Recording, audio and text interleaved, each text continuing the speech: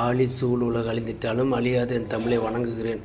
நண்பர்களே பாருங்கள், இது இது என்னன்னு தெரியுதா? தூரத்துலேருந்து பார்க்கும்போது ஏதோ இது வந்து புதுசாக கட்டின கட்டடம்.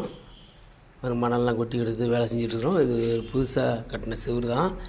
இது ஏதோ புள்ளியாக கருப்பாக ஏதோ ஒரு தூசு மாதிரி இருக்குதுன்னு நம்ம நினைக்கிறோம். ஆனால் இது கிட்ட கூர்ந்து பார்த்தோம்னா இது ஒரு வௌவால். இது குட்டின்னு நினைக்கிறேன். ஆனால் என்னாச்சுன்னு தெரியல. பின்னங்கால்கள் ரெண்டையும் அப்படியே ஒட்டிக்கிட்டு அப்படியே தூங்குதா, இல்லை உடம்பு சரியில்லையா, என்னன்னு ஒன்றும் புரியல.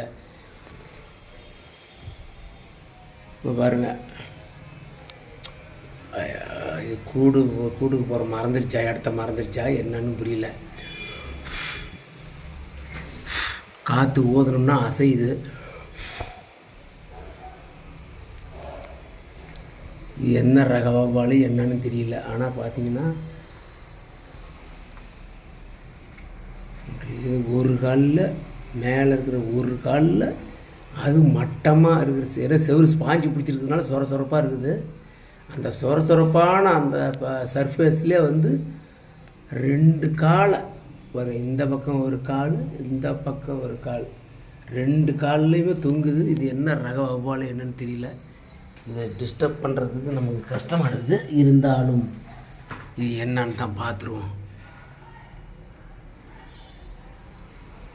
2 கால்லேயே தொங்குது. ஒரு காலை இழுத்தாலும் விட மாட்டேங்குது. ரெக்கை நீட்டுது.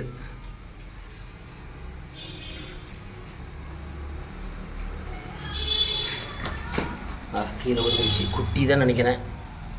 குட்டி தான் இது. அடப்பாவுமே,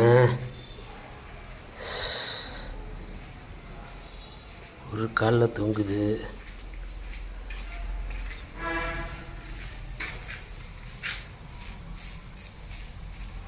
குட்டி வௌவால் ஒரு குச்சி கெட்டியாக பிடிச்சிக்கிச்சு. ரெக்கையை முழுசாக விரிச்சிருச்சு.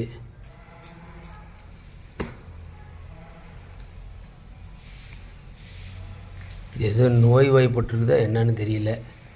போட்டபடி அப்படியே கிடக்குது. கொடுமையே எங்கேயோ பறந்து வந்து இங்கே இப்படி விழுந்து கிடக்குது. பாவமாக தான் இருக்குது பார்க்குறதுக்கு. ஆனால் இதுக்கு நம்ம எந்த வகையில் உதவி செய்கிறதுன்னு எனக்கும் புரியல. இது கூண்டில் அடைச்சி வச்சு வளர்க்குற பறவையாக இருந்தால் கூட எடுத்துகிட்டு போய் ஏதாச்சும் கூண்டில் வச்சு பார்க்க வைக்கலாம். கடைசியாக பார்த்தா இது எப்படி, இதுனா வளர்ப்பு பறவையும் கிடையாது.